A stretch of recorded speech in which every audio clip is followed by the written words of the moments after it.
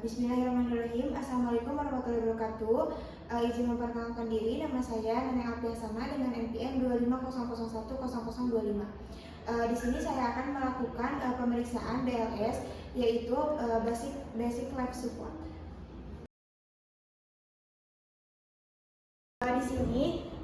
Di sini pasien sudah berada di tempat yang aman. Sebelum saya melakukan pemeriksaan, saya akan mengecek kesadaran pasien terlebih dahulu. Apakah mendengar suara saya? Di sini pasien tidak dapat merespon. Nah, sebelum itu saya akan memanggil perawat untuk mengambilkan alat fertilisasi dan mengaktifkan kode blue. Sus, tolong ambilkan alat fertilisasi dan kode blue. Nah, setelah itu saya di sini akan mengecek pulsasi dan napas pasien terlebih dahulu dengan meletakkan dua jari di arteri.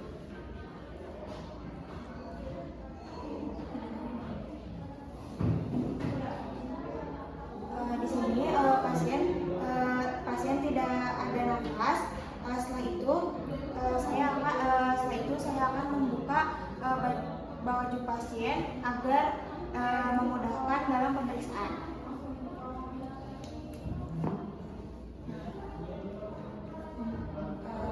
Setelah itu saya akan melakukan pemeriksaan CPR, di mana dipastikan pasien ini berada di permukaan yang keras atau datar. Nah, pemeriksa itu dengan posisi berlutut di samping dada korban. Terus penolong pemeriksa sejajar dengan bahu korban untuk memudahkan posisi. Kompresi dada dilakukan dengan posisi tangan di atas tangan pada sternum dengan tangan saling mengunci dan tangan itu diposisikan dengan selevel dengan puting susu. Letakkan bagian bawah telapak tangan dengan posisi saling mengunci. Nah, setelah itu lengan harus tetap lurus, posisi bahu secara vertikal berada di atas dada pasien, dan kompresi dilakukan dengan menitik berat badan penolong. Setelah itu lakukan pemeriksaan dengan kedalaman 5-6 cm dengan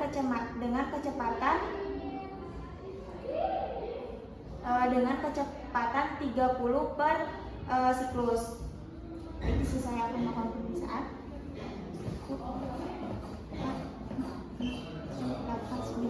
9:30. Siklus selanjutnya 9:30. Siklus selanjutnya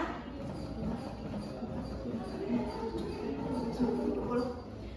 Baik, telah dilakukan 5 siklus. Setelah itu saya akan mengecek pernapasannya. Sudah ada napas, tetapi nadi tidak ada.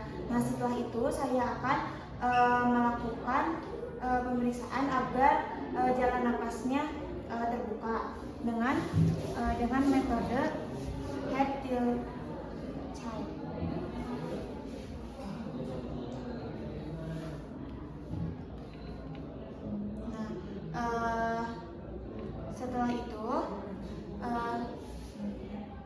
Setelah itu saya akan melakukan fertilisasi dengan metode mouth to mouth menggunakan alat fertilisasi.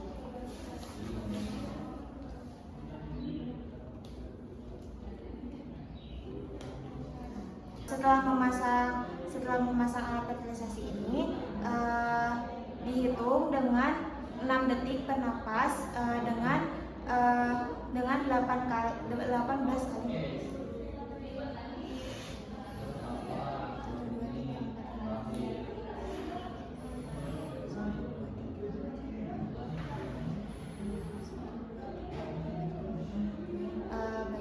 Di sini sudah dilakukan 18 kali.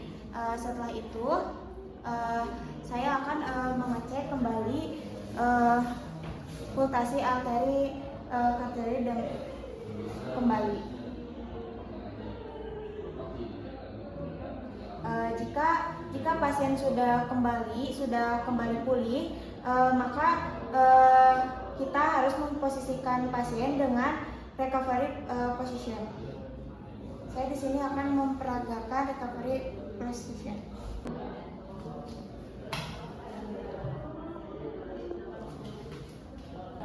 Baik, di sini saya akan menjawab pertanyaan yang ada di daftar pilih. Pertanyaan ke-1, ini mengapa arteri karotis dipilih untuk pemeriksaan pulsasi pada BLS? Ini karena arteri karotis ini adalah pembuluh darah besar yang di dekat jantung, sehingga nadinya lebih mudah diraba meskipun tekanan darah rendah. Terus yang kedua, mengapa perabaan pulsasi arteri karotis hanya maksimal 10 detik? Ini agar tidak memudahkan agar tidak menunda tindakan CPR jika terlalu lama memeriksa nadi. Kompresi dada bisa terlambat dilakukan. Terus yang ketiga, mengapa kedalaman kompresi dada 5-6 cm? Ini agar jantung tertekan cukup kuat sehingga darah dapat dipompa ke otak dan organ penting. Jika terlalu dalam bisa menyebabkan cedera tulang atau organ. Terus yang keempat, mengapa perlu membuka jalan napas sebelum fertilisasi? Ini untuk mencegah sumbatan jalan napas atau oleh lidah sehingga udara dapat masuk ke paru-paru dengan baik. Terus yang kelima, jika ada nadi tetapi tidak bernapas, mengapa hanya dilakukan fertilisasi?